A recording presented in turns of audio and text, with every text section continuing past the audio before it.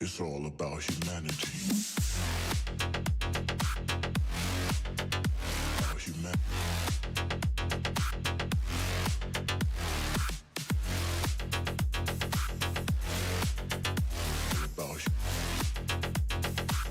It's all about humanity. About humanity.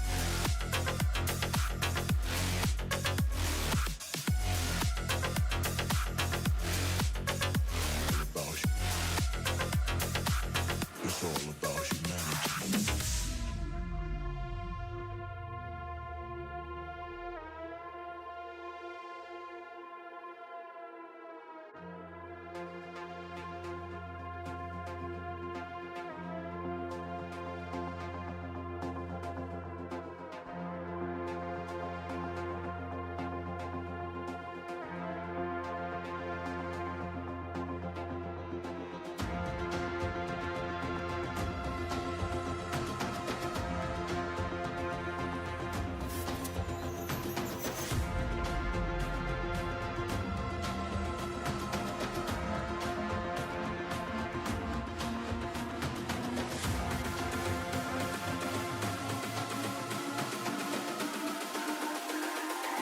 It's all about humanity.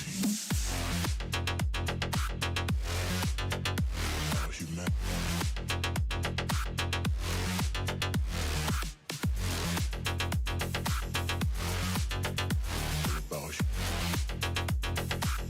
It's all about humanity.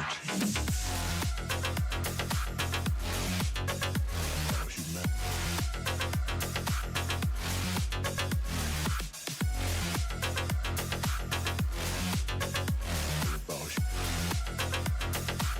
It's all about humanity.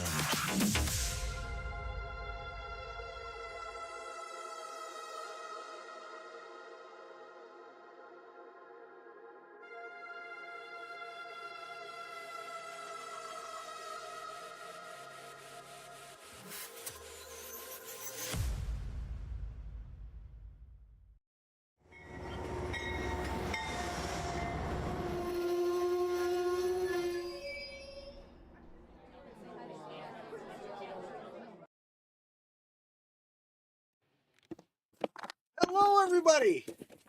I completely forgot to turn my microphone on. Is this working? Oh boy. I was over in the corner. I'm fighting with my layout, and I'm trying to get the bench work to line up. And I'm like, I'm watching the seconds tick down, and I know it's about to start, but I'm like, okay, I got everything ready. I'm good. I can keep playing with the layout. I can keep fighting with this corner, trying to get the wood to line up just right so that I can show it during the stream. And then I see the train start going across the screen, which is when I know, like, the stream's about to start. And then all of a sudden, as I'm walking over here, I realize I never turned my microphone on. So I hope most of you are over enjoying Flying Crow, who is mixing green paint. I will not be mixing green paint during this stream, but if you want to watch some mixing green paint, I do have a video from a while ago where I tried to mix the correct green color for the green that's in my logo, but you know how that is. So you might be able to see behind me, you might not. No, I guess you can just kind of make it out there. You can see the plastic is no longer up. I no longer feel like Dexter hiding out in my lair. because I've got all the plastic down. Although, of course, now that the plastic is down, things are getting real, and it kind of means that I need to get going. So one thing that's also happening that I'm realizing right now is that for whatever reason, the chat is not showing up. So you know, there's that as well. I've got my test message that worked, but it seems that absolutely nothing else is working with my... This is just turning out to be an amazing stream. I know everyone is so excited to see how perfect everything goes on a usual, what is this, Tuesday night?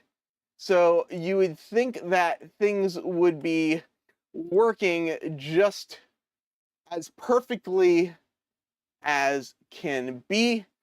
John 2618 says, did we startle you? Yes, 100%. 100%. Here we go. Finally, things are coming alive. Oh my gosh. So last week, I moved my main face camera, so I wasn't sure if that was going to work right. This week, I've moved another camera, as well as kind of did some rearranging behind me, and I keep, in trying to clean up, I keep bending the wires for my switch machines, because they're all just sticking up right now and in the way. But things are happening. It's much. I'm very excited the way it's going. But this corner, I can tell already. This corner is going to be a problem. It's the corner where the main yard joins the rest of the layout, and I'm trying to make the transition as smooth as possible from... I'm just sort of laughing at all this. If people don't know, Angel Green is not the green, but it is kind of funny that people are saying that, like Dwight there is saying, I must be an angel because I'm green, and Angel Green's not my color. This is not Angel Green. We can see the difference. It's an inside joke. If you don't know, I tested a bunch of green colors at one point, and Cameron from Caboose 121 had some of this Angel Green, and he's like, that's close enough. And I'm like, no, that is not close enough. I wanted something more like this, less like this.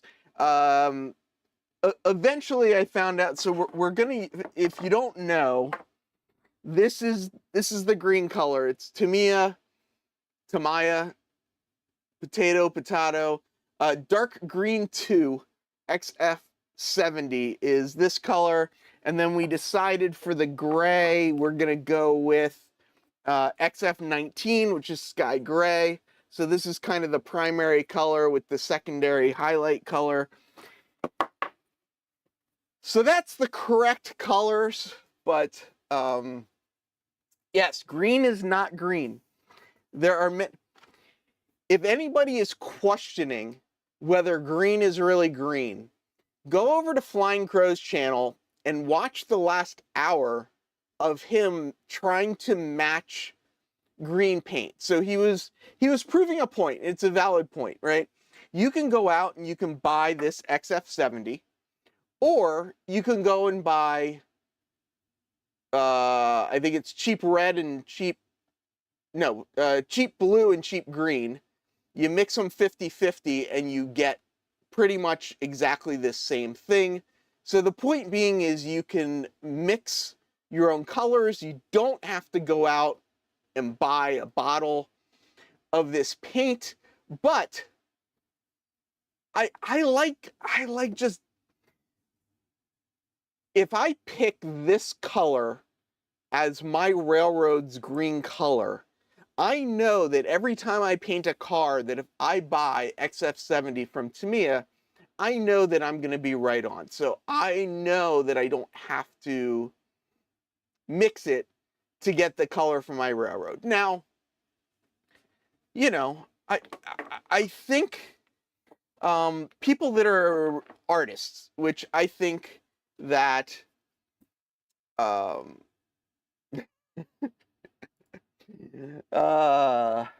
Roy, keep it down over there. Keep it down. That is true. It's the only switcher, but I just have these handy. But there are some other ones. There are two FVM cabooses in the correct color. Oh, geez.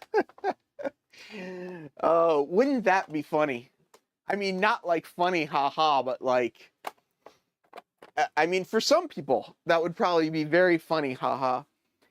So those two cars are from John 2618. I've got another car that is the correct green somewhere around there from Joey from Late Night Model Railroad. I know it's on that shelf right there. I'm not sure exactly where on the shelf it is, but if you guys want to give me an hour, I can stare back here for an hour, and eventually it will pop out at me because he printed his own inset, the the liner, the box liner. So I should be able to find it within an hour if I just keep looking, because it's got to be there, right? I mean, where else would it be? It's kind of interesting. I haven't seen this shelf in a long time, so it's kind of cool looking back at it and remembering all of the various things that are there that I've forgotten that I have in some cases.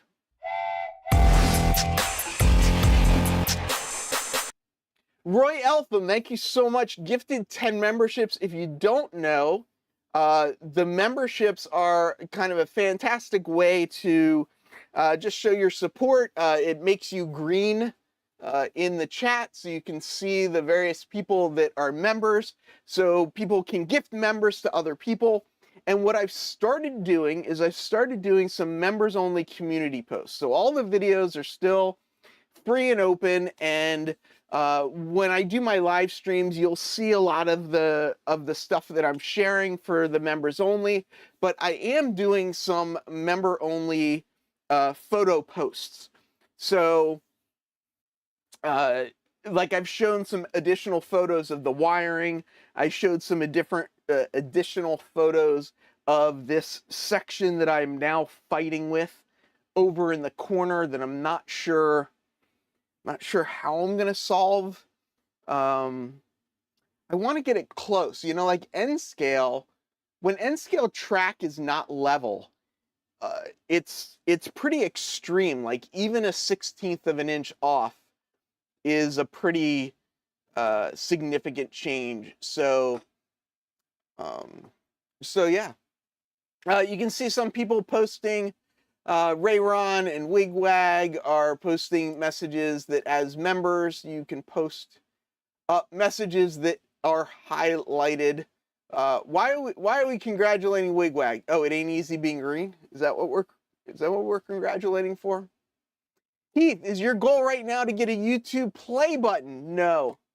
Although, funny you should ask, in one of my things back here,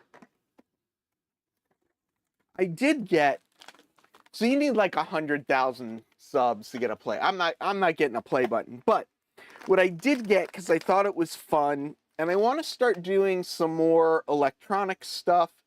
Not that I have any clue whatsoever how to do electronic stuff, so that's, you know, probably amusing as it is. But I got this this clock counter kit. So it takes a ESP32 and some LCD panels, and it makes this little clock right here. So I'm gonna put this together, or at least attempt to put this together. We'll see how it goes. I don't know how interested people are in seeing me do that kind of stuff, but it's on the list of projects to do. Robert's asking how the floor feels. Let's show. So this is the new camera view. Basically I've got the close-up camera here, and then I've mounted a wide-angle camera just right above it, and that kind of allows you to see the entire room. So this is the section where nothing's been done that I need to clean off so that I can start working on it. But as you can see back here, I've done a pretty good job of cleaning things off so that I can work on things. But this floor, these are those like interlocking gym mat things. So it is definitely very, very nice to be able to kind of walk around back here and have a little bit of, I was wondering, I heard, when I was messing around, I heard a screw fall and I didn't know where it was. So, I'm not fighting with easements. What I'm fighting with is the bench work being flat. So not an easement type thing. The room looks huge. It feels bigger now that the plastic is down, but, and you know, honestly, without the desk in here, right? Like, it's kind of a bummer that I don't have the desk in here. It's definitely changed a lot about how I work in the room, but I'm very happy with the way the layout is coming together. It's just a whole different, it's a whole different experience having this kind of G-shaped layout. It's just the door's right here, so it stops right here, but it goes around. This is the section I'm working on right now. This piece in particular is the piece that's giving me some trouble with everything being square. So I just need to find how to get that locked in there. Nice car you won. What car did I win? I should paint the floor angel green. Not gonna be happening. I do not want paint on my shoes. If a screw falls and there is no one to hear it, does it make a sound? It absolutely made a sound when it fell, but then because of the new cushy floor, I couldn't find where it fell. I didn't change rooms. This is the same exact room. I am in a different corner. So my desk used to be in this corner, and I used to stream from this angle here. And the old layout, basically the time saver was here, and the old layout kind of worked its way around and actually went all the way to this point here. So the new layout, I removed the desk, and that allowed me to move around around the corner. So same room, we're just looking at a slightly different angle. Interesting, Mr. Murley, that you, or is it Mr. Lee, or is it Mr. Murley? I'm just going to try both. Interesting that you mentioned the lights. One thing I've been debating about is instead of having the lights stick out the front, and the reason the lights stick out the front is to try and get some light more on the front of the cars, because like as an operator, you're looking this way. But I'm thinking of moving the lights under the shelf so the lights point straight down a little bit more. It means I won't have as much front light on the front cars, but it also means I won't have the lights sort of sticking out the way they're sticking out. So I'm not really sure as well. Okay, so it's Mr. twice. So Mr. Lee, because there was already a Mr. Lee Tooken. It's weird how it looks different, but the same. Yeah, let me find my phone. If I can turn on these overhead floodlights, you should be able to see it a little better. I just haven't gotten these on the old controller yet. But you can see the upper shelves a little bit better now, and they're exactly the same, a little bit more organized maybe, but pretty much exactly the same as when I started this project. So it's really just a matter of uncovering them, and I'm still looking for Joey's car from Late Night Model Railroad. I'm still looking for that custom liner insert thing that he made, and I'm feeling like worse and worse that I can't find it, because it's gotta be here. I just don't know where. I just don't remember exactly where I put it the last time. I know this has got to be like so interesting for everybody just to watch me stare at my shelves. Here it is. See, here's another green one. Late night model railroad. He made this little custom. You can't see, it's all blown out, but he made a little custom thing. So yes, so now I've got these 3 cars that are all the correct green, and then there's Cameron from Caboose 121 that did it. Tammy, I think we need to check in with Ray, and I think Ray knows who the real genius is. It's the wrong color. Not the wrong color. Are you worried about casting shadows on the backdrop? Not really, because the angle of the light is high enough that of course, now I don't, like, there's 600 cars. I don't know which one to take out. So if we look at the height, there's no way you guys can see that, can you? Well, yeah, I guess you can see it, right? Oh, this way. So, nope, this corner. So you can see that's the height of the N-scale locomotive in relationship to the backdrop. So if there is any shadow on the backdrop, it's going to be very, very low down.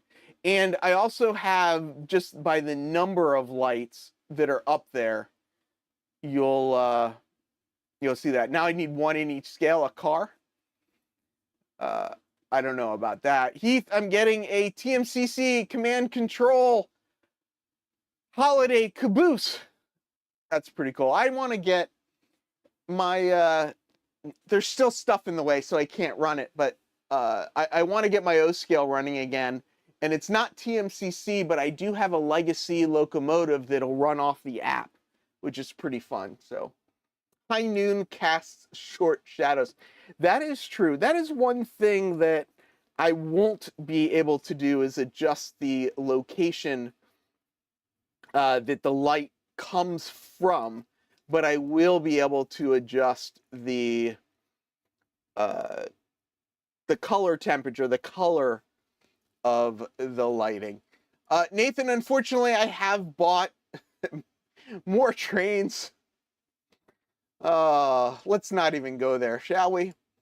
Final version on the shirt. So Robert's pointing out, if you look on YouTube, they sell the shirts on, they're on Spreadshop. If you look, they're around. This is the latest one I posted. But I have right here on the shirt is the version number. This is version 117. I'm actually up to version, I think, like 132. And the main change that I made, that you won't be able to see really well, but I can kind of describe it. I went to Dave Ramos's layout, and he models the New York Harbor. And one of the things that he has is a building called Terminal Storage. The building still exists. It's not Terminal Storage anymore, but it is a really cool building. But what I was originally planning to do is I was going to have 3 tracks inside the building, and they were just going to kind of be staging tracks. But then I was kind of looking around the layout, and I was kind of like, it'd be nice to have a couple of tracks where the order of the cars was important. So you might need to move the cars around to get them in the right order. And I thought the way to do that was I'm still going to use the 1904 IRT powerhouse building because I think it's a cool building, but it's going to be my terminal storage building. So what I did is I moved one track about 1.5 inches away from the 2 tracks against the wall. So originally there were basically 3 tracks against the wall, a big space, and then another track and the car float. I took that 3rd track that was going to be inside, pulled it forward so that there will now be 1 track on the outside and 2 tracks on the inside, so that you can have car spots and have to set the car spots along this run. And it just gives a little bit of extra operations fun. It gives a little more meaning to the building that's there. So that's the big change that was made. It's kind of the only change that was made. A lot of the other versions are changing just things like where the detection zones are, where the different blocks and that sort of stuff are. But there was a small track change as well. Not only is Late Night Model Railroad all about BMT, he is our president of BMT as well. My first train set, I think I packed it up. Don't mind me. Yeah, I don't have it here. My first train set, or at least what I think was my first train set that was not my dad's, was the Chattanooga Tyco set with the red Chattanooga caboose. And I still have the caboose somewhere. I don't know why I still have it, but I still have that old Tyco Chattanooga caboose, which is kind of funny. But yeah, it's around. Joey, what you did miss, though, is I did show off your boxcar. I'm actually glad you weren't here, as I was struggling to find it because it took me a little bit to find it up on the shelf, but I've now put it with the rest of my Riverside Transfer collection, which will be going as well. Yeah, what I'm waiting for, and for people who don't know, BMT is a joke on our Discord channel, or the Discord channel for Humanity Junction. BMT stands for Buy More Trains. It kind of started out as a joke a little bit. I guess it's still a joke, but just kind of a funny thing that's caught on. So I'm waiting for some more switchers. I've pre-ordered a bunch of Atlas switchers. They, everything's running late. But yeah, if you want to chat more, if you want to show stuff that you're buying, look in the description. The link to the Discord should be down there, and you can come hang out with us as well. I don't know if you're saying you struggle to find things on Discord or if you struggle to find things elsewhere, but yeah, it's all it all is what it is. I don't know. Yeah, Don. JFRTM. Yes, right, exactly. Just read the manual. BMT, it's not just an acronym, it is a lifestyle. That is very, very true.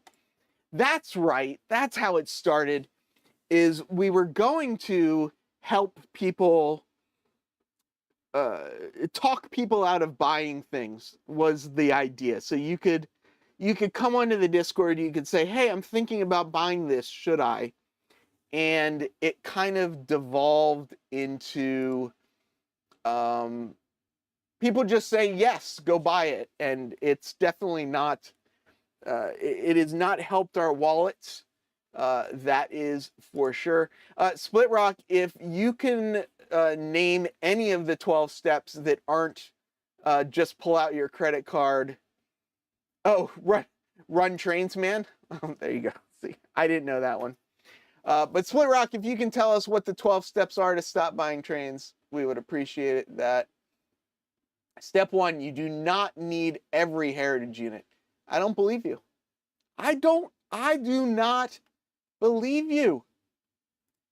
See, this is, with the advent of pre-orders, I think this has definitely become a thing. It's all about FOMO now, right? You gotta pre-order it, because if you wait, it's not gonna be there. And it's, Roy, it's true. And so here's a question for you, Roy. There are some heritage units that are now being made by both Broadway Limited Imports and by Kato. Another example is both Broadway Limited Imports and Kato are making a big boy.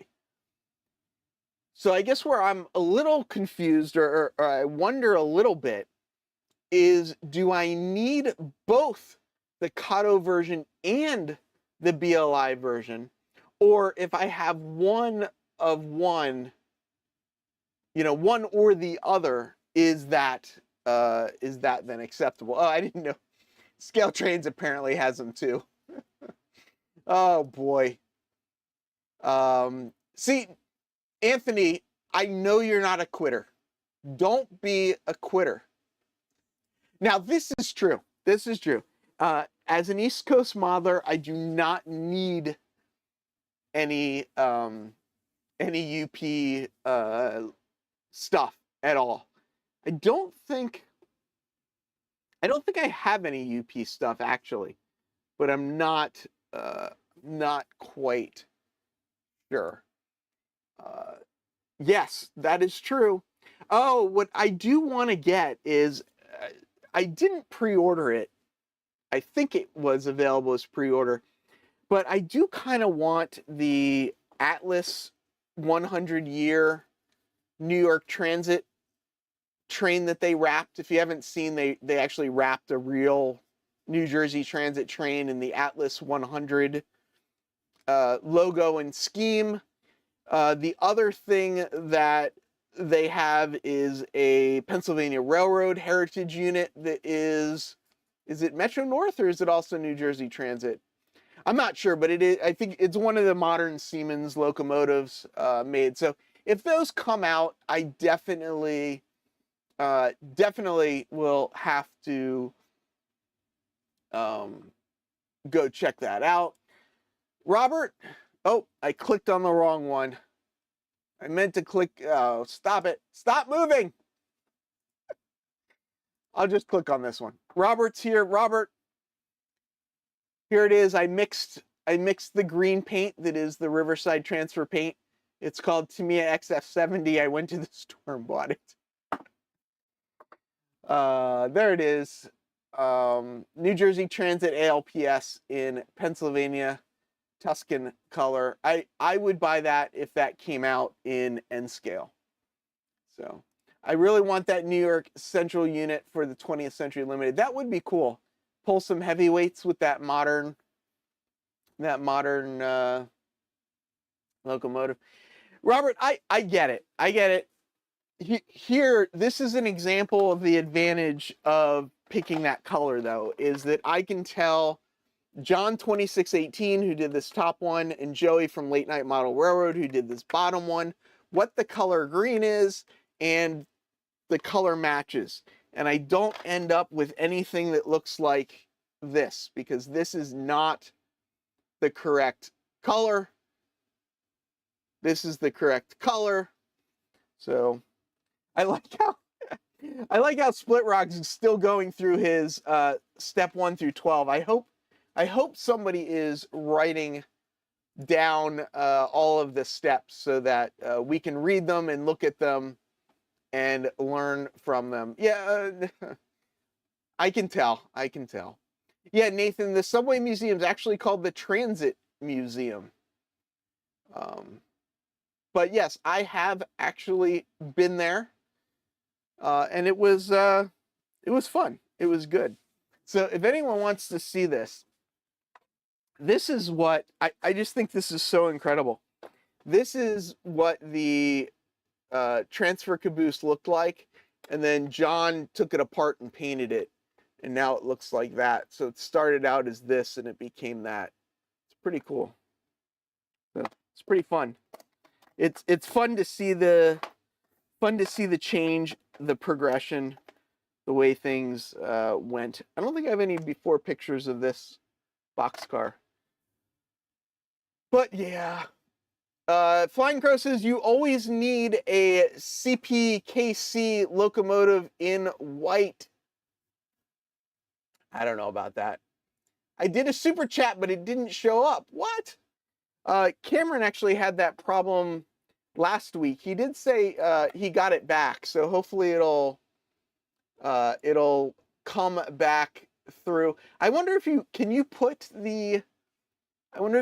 the host in a timeout, because that would be funny. I mean, I don't know how funny it would be. It would be kind of funny though.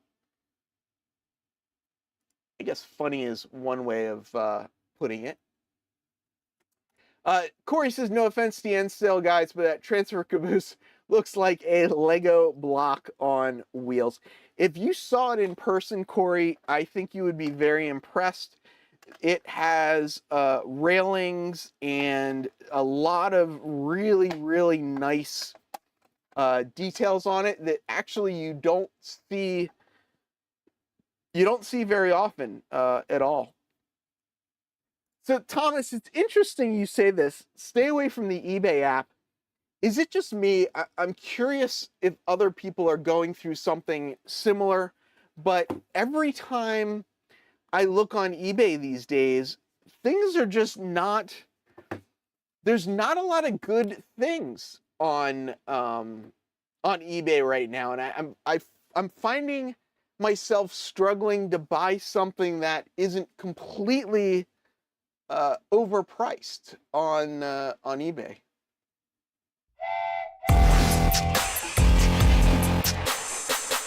Mom and Son's Train Rail Fan says, genius props. If you guys don't know, Tammy and Ray had a little issue with their command station last Friday, I believe it was, and they were about to go into a very long weekend without the trains running.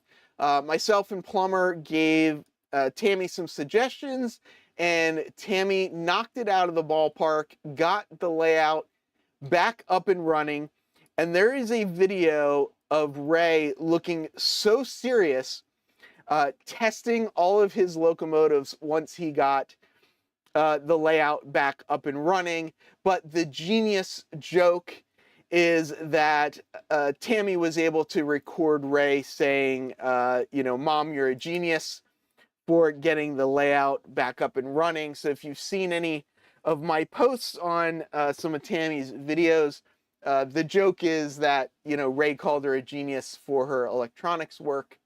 So she claims not to know what she's doing, and yet she fixed it quite well. Dennis says, I deliberately try not to open eBay, but I made 2 purchases tonight. Oh, that is too funny. Andy Estep at State Panda Project says, yeah, nothing is good on eBay. People should go elsewhere so the prices come down for me. Thomas says, I like buying things that cost less than $1 and get free shipping from China. Yeah, if possible. Kyle, how have you never bought anything from eBay? All of everything, I'm trying to figure out which button to push. Everything that's on this shelf right here. No, that's not true. So this stuff did not come from eBay, but these didn't come from eBay either. Okay, not everything on this shelf, but a good portion of what's on this shelf, particularly this section right here, is all stuff that came from eBay that you can't unfortunately get anywhere else. And that's where I built up that circus collection. But the reality is you just can't, that stuff isn't on there anymore. You can't find any of that stuff on eBay right now. It's either ridiculously expensive.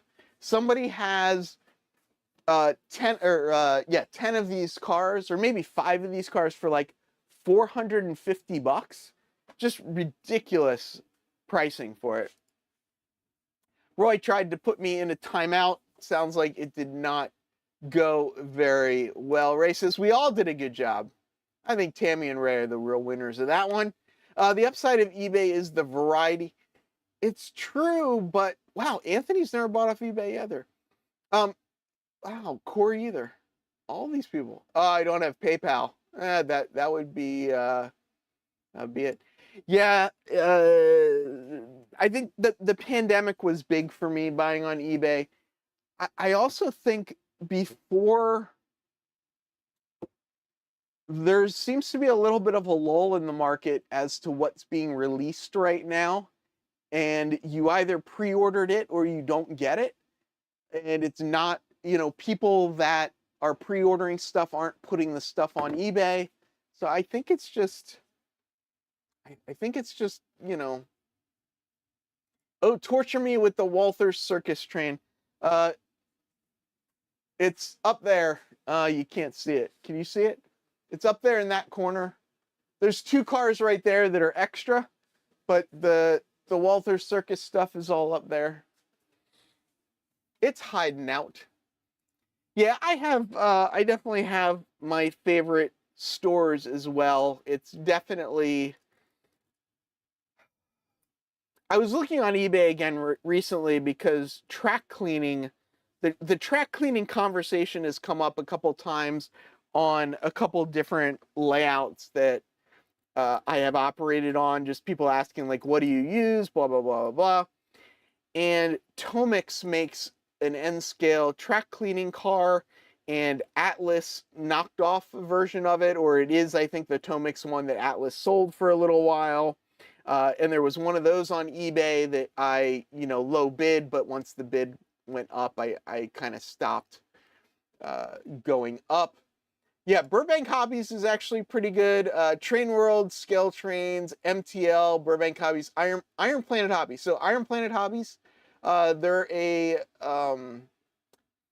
smaller family-owned store. If you guys don't know, I've talked about them incessantly, but they do offer a 10% discount with free shipping on almost everything in the store. So definitely check them out and support them as well. Robert says, time for the ad. Yep, let's roll it.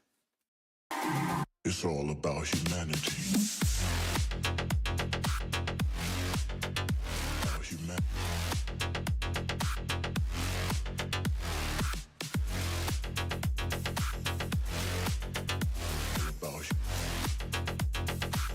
It's all about humanity.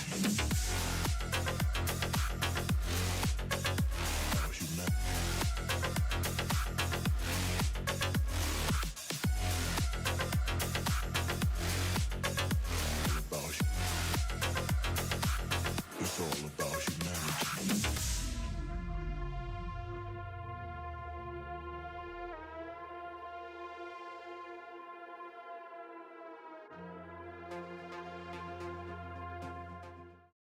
John, I agree. And what I like about Ryan over at Iron Planet Hobbies is he has a pretty substantially sized layout built for operations as well. So he's used a lot of the stuff he sells and can actually like help with it as well. So he doesn't just own a store. He is actually a model railroader as well.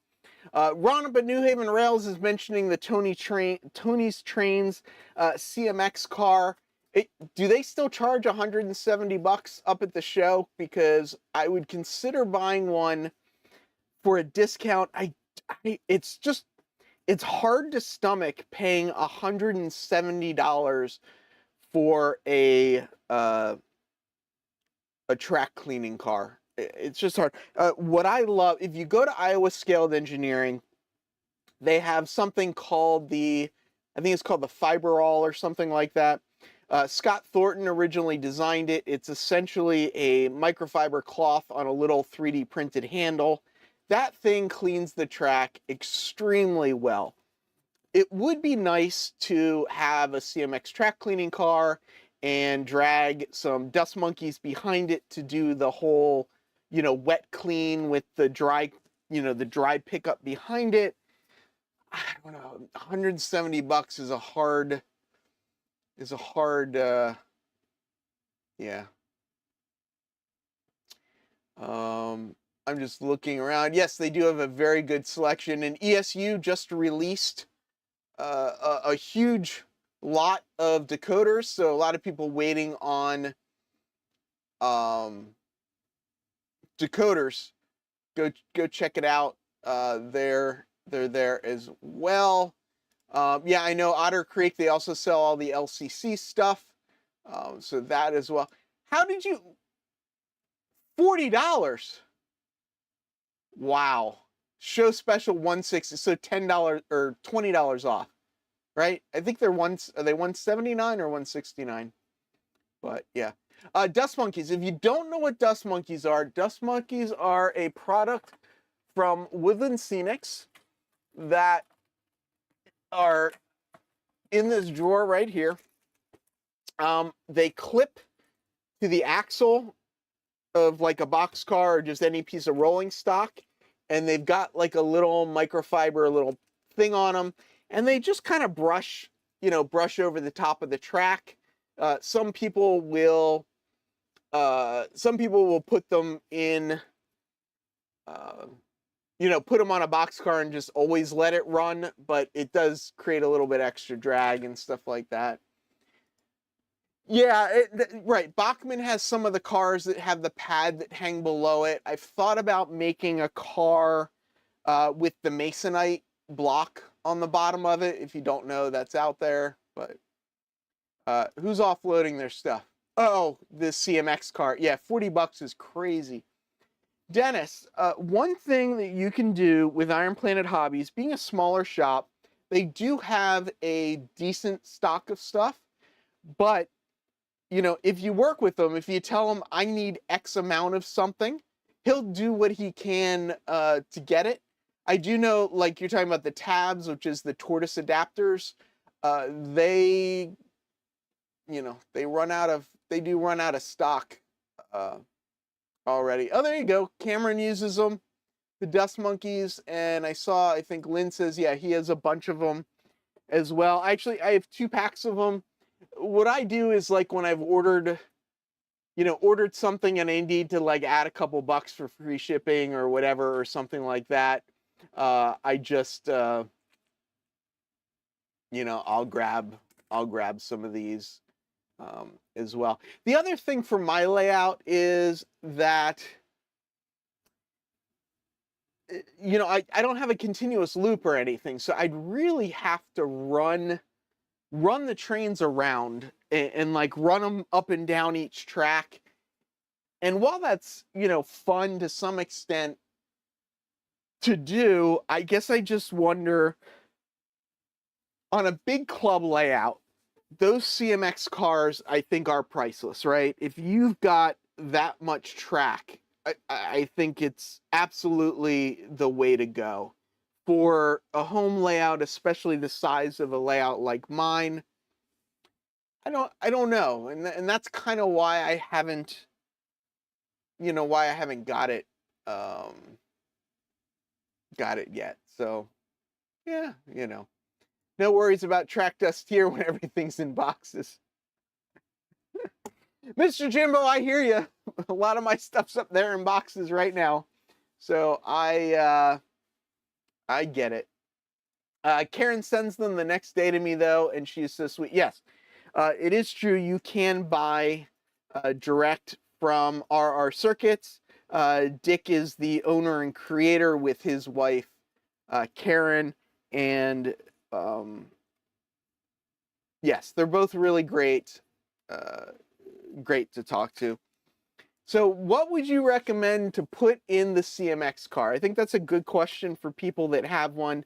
Essentially, the question is, what liquid would you run, would you put on a cloth and kind of drag around your layout? I have my thoughts. I think I pretty much know what I would plan to use, but I am curious what some other people. Flying Crow says, naphtha. We use IPA for the club. Cameron from Caboose 121. That's probably what I would use, is IPA, and I would primarily use it just because of how fast it evaporates. I have not. You would use CR226 in the CMX cleaning car, or would you just use it on a rag? Naphtha and denatured alcohol mix. Andy uses peanut butter on his. India Pale Ale. Sounds like they say lacquer. Gasoline. I don't know if I'd use gasoline, but maybe kerosene. I find IPAs a little bitter. I don't think you should be drinking it. So the one that nobody else has mentioned yet that would probably, I think, be my second choice would be, and now I'm totally blanking. It's not mineral spirits. What's the other, oh boy, I forgot, and I can't get to it. It's down there to pull it out. But not IPA, but the other, oh, mineral spirits. Is that what I said? I think it is mineral spirits. I don't remember. So I'm thinking of getting one of the vacuum cars, but I have a centerline car, and I bought the NMRA. There you go, witch hazel. Oh, acetone's not a bad idea either. You need to be careful with acetone, though, I think, with the plastic. Block of wood is fantastic. Use masonite, kind of the rough side of masonite, works really well. What was I? Oh, the centerline cars. I have a centerline car somewhere. Oh, it may actually be in this same bin. Now I said that. Is it in here? Yeah. So I have a centerline car. If you guys don't know what the centerline car is it's a smaller brass car, and there's a little roller that goes in this little open spot here. And as the car goes around the layout, the little roller kind of runs, and the roller has this little cloth material on it, and you can wet it and whatnot and so forth, and it'll kind of drag it around. So it's a cheaper version of a CMX car, is a little bit what it is, still brass and whatnot. But I bought this version, and this version is what they call it is the NMRA version. And the reason it's called the NMRA version is it's skinnier, so it's designed to not run into things if you're, if you have switch stands or stuff close to your track. They started making this version. I find that this version versus the other version is basically a wider version, so the roller is wider. I find that this version, the roller gets jammed up, or it gets stuck in the track going around curves, or it doesn't go over turnouts and stuff very well because of the size of the roller. It'll fall in between the tracks sometimes. So if you're gonna get the centerline car, get the other centerline car. Get the wider one. Hopefully it'll fit on your layout, but I like the idea of the centerline cars. I think that it's a very, very well-made product. I would just recommend for N scale to get the wider one instead of this one. And if you go to their website, you'll see as well. So that's that.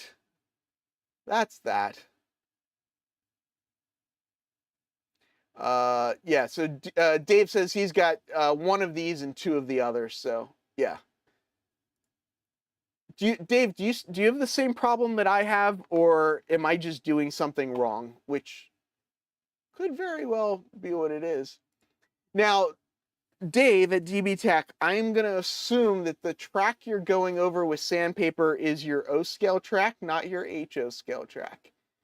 There's been a lot of talk lately. You don't really want to scratch the top of the rails as well. I use the end of a paint stirrer stick to polish the rails. That's actually a good idea. Mike, how do you know that there are bitters in nail polish, the acetone? Acetone and mineral spirits, if applied too heavy, have the potential to take the paint off your weathered track. There you go. Yeah, I think IPA would be my first choice, 99%, just so it evaporated as well. Yeah, any of these track cleaning cars I think are good if you can have continuous running, which I can't do. How about a large pencil eraser? So certain people, and I think I'm amongst them at this point now, here's the fiberall thing I was talking about with the little microfiber cloth. So this is the N scale one. Somewhere I have an HO scale one. A lot of people do not recommend these type of items. So this is the Bright Boy. This is a little bit more rubberized, but still a little bit of rough. This is a perfect track cleaner is what they're called. Here's Kratex, which is a harder surface stuff. So all of these are designed to scratch your track, and the general consensus these days is don't scratch your track. That, you know, it's better not to scratch your track. So use it. I don't think there'd be anything wrong with using like one of those big pencil erasers. I just don't know that I would use any of any of these types of things. But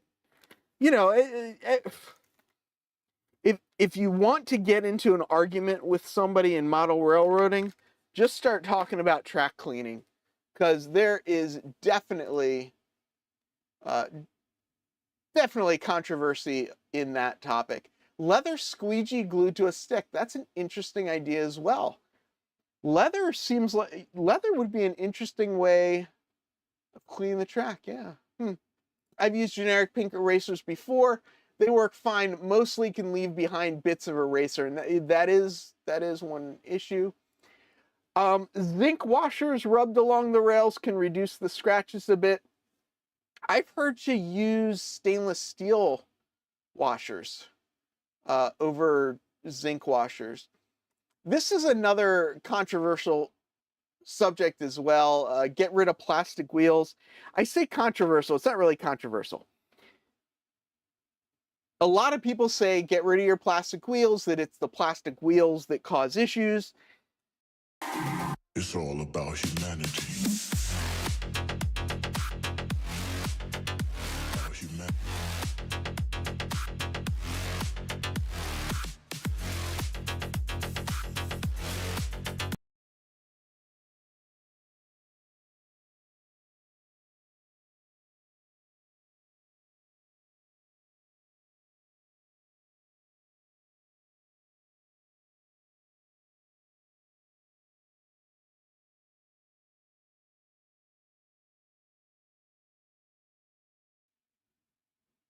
I'm falling apart over here.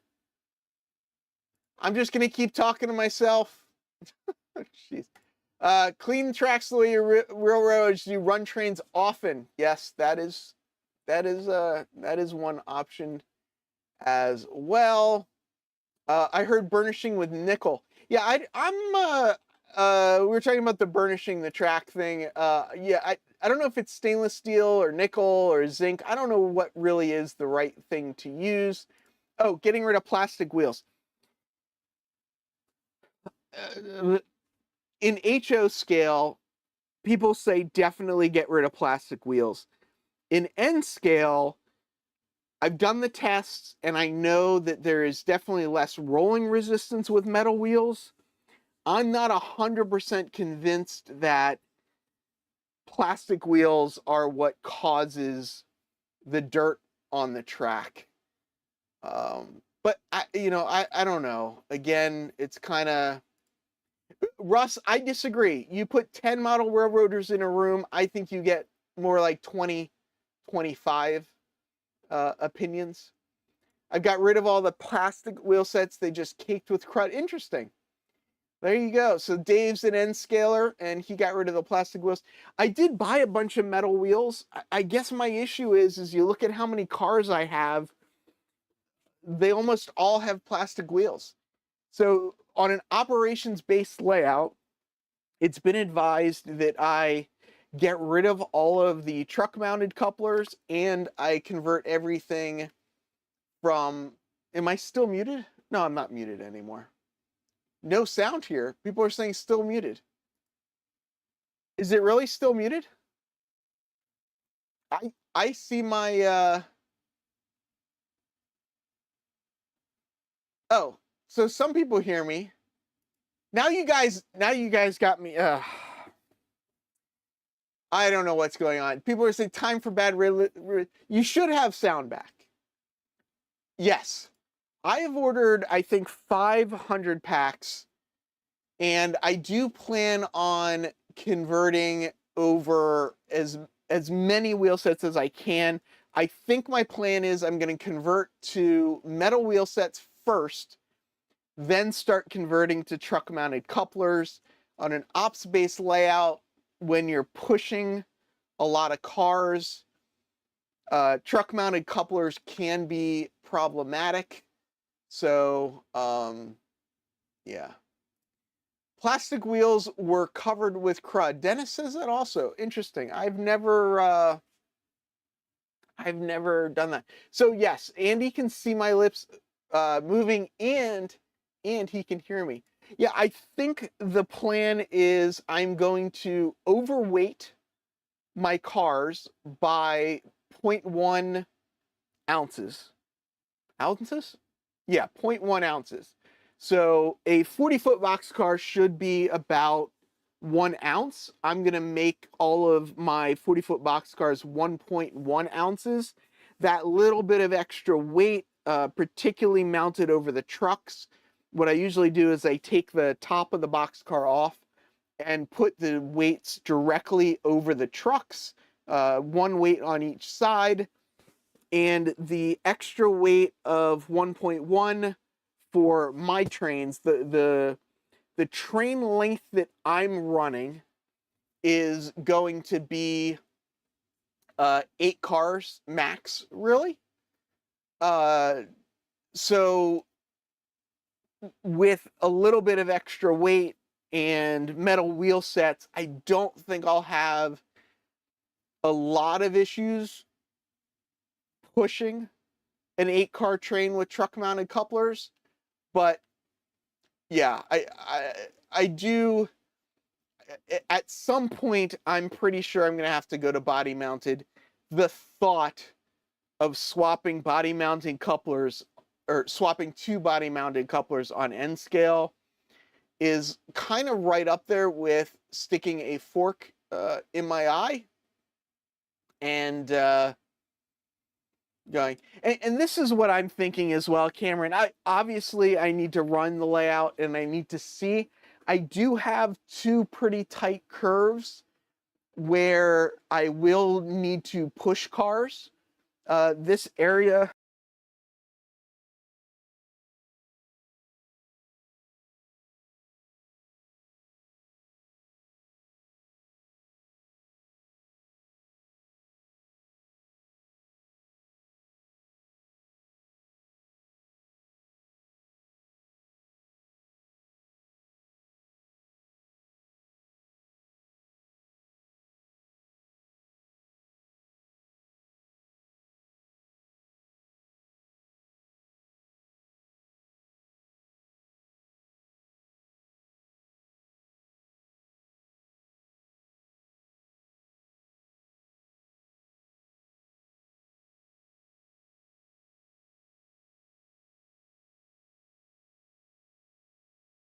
more like trains of 4 cars, and I think with the extra weight, I do think it will definitely help. I'm like, did we lose sound again? Mic not working over here. I see it. Is it really not working? Is he talking? And it's back. Audio is back now. Let's look. Oh, it's plugged in. I can see it bouncing. It dropped out and then came back. Okay, so can you hear me now? This area over here, there are 3 tracks, 3 curves. This closest track goes to the car float, so it'll likely be pushing 4 cars at a time.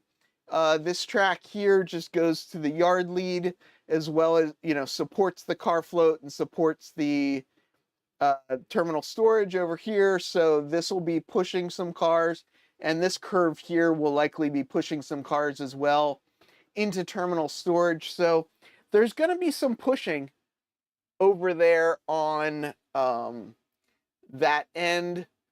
Yes, it's the the Rode Go Wireless 2. There's a new version. There's a new version of it now. So check out the new version. But yeah, that's what I'm currently using. I think with the additional weight, I think with the way operations are going to work on my layout, I think I'll be okay. But we'll see. We'll find out. Well, I'm excited.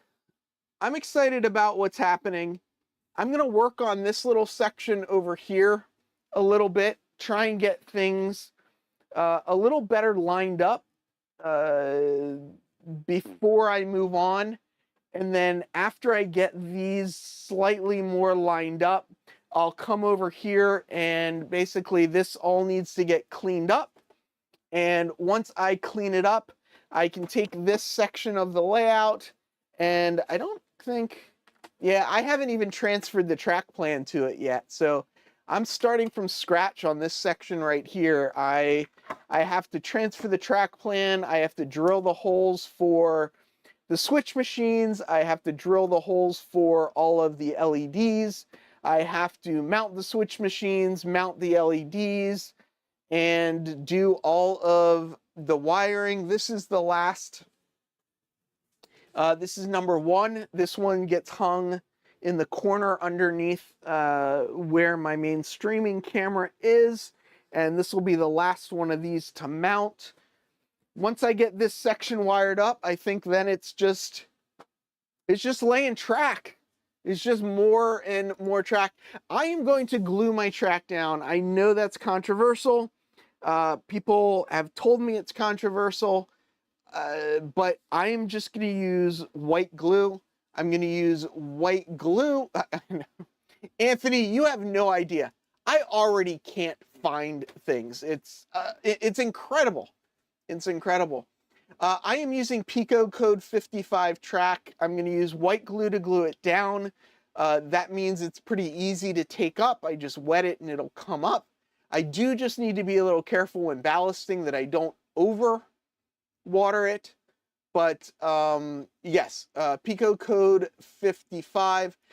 Russ, I don't know if I'm going to have remote operators, but I am definitely going to have the possibility for people to remote in and dispatch, or remote in and like watch things or be a part of the op session, maybe do a little conductor engineer stuff with remote operators as well.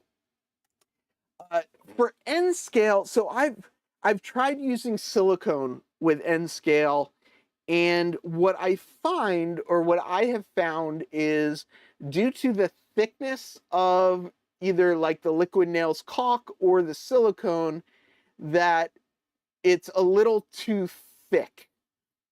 The white glue I find to be a nice thickness, I guess you can say. Why is gluing down track controversial? So gluing down track isn't controversial. The fact that I want to use PVA glue is what's controversial. I've basically been told not to do that. Steve, so that is kind of basically the plan. The basic plan, the basic gist of everything is that I will lay the track with white glue so that I can run it see that the track is where I want it, adjust the track as needed or whatnot, and then I will go back and I will essentially ballast the track, which will then hold it in place. So, yep, PVA is reversible. They use it in art restoration. It's kind of, yeah, it's kind of the easiest thing. I've done this. I've tried using the putty knife. Yes, a lot of people like it. You know, I might get to a point where I have to use some other glue as well, but yeah, I mean, it's just going to be cheap white glue that you can buy by the gallon. It may even just be Mod Podge or you know, or something like that. All of the turnouts will pretty much be held in place because everything will be wired in with feeders and frog wires and everything like that. All of my tracks will have feeders as well. So, you know, this stuff's really not going to be able to move around. And yeah, you know, you just wait till the beginning of school year and you can buy a gallon of Elmer's glue for incredibly cheap. But I'm very excited that I got this cleaned up the way I have it.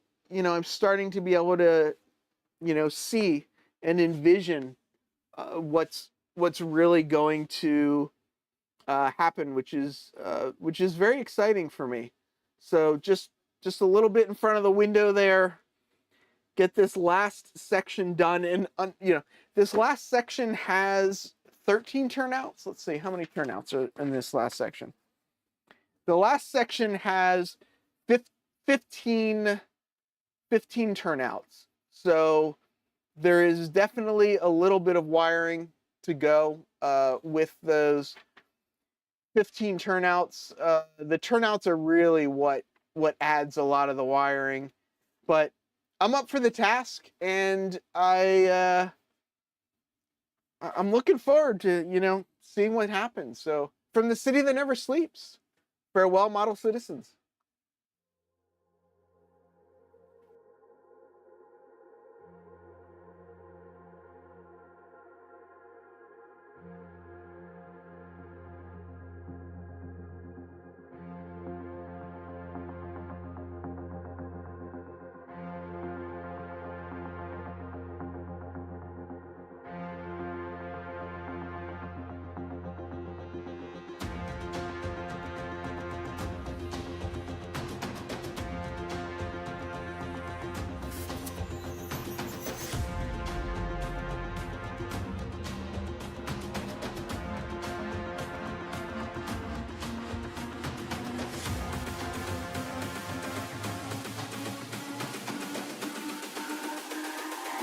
It's all about humanity. About humanity.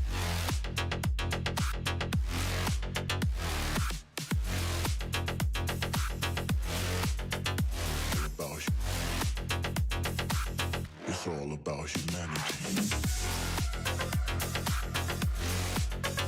About humanity.